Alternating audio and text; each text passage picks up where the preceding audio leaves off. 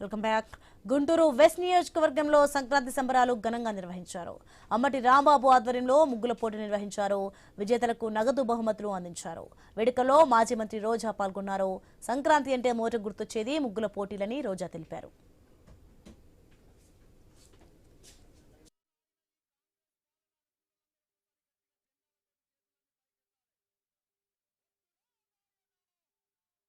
సంవత్సరం కూడా పెద్ద ఎత్తున ఇది ప్రారంభం కాబట్టి వెనక ముందు ఆడి ఉండొచ్చు, ఇన్ఫర్మేషన్ వెళ్ళి ఉండకపోవచ్చు.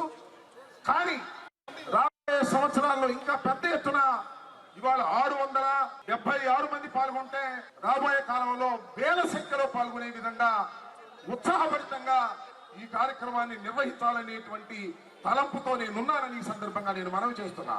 ఇక్కడే కాదు, సత్తెనపల్లిలో ఉన్నప్పుడు కూడా గత 6 సంవత్సరాలు కూడా మేము ఇదే విధంగా నిర్వహించడం జరిగింది.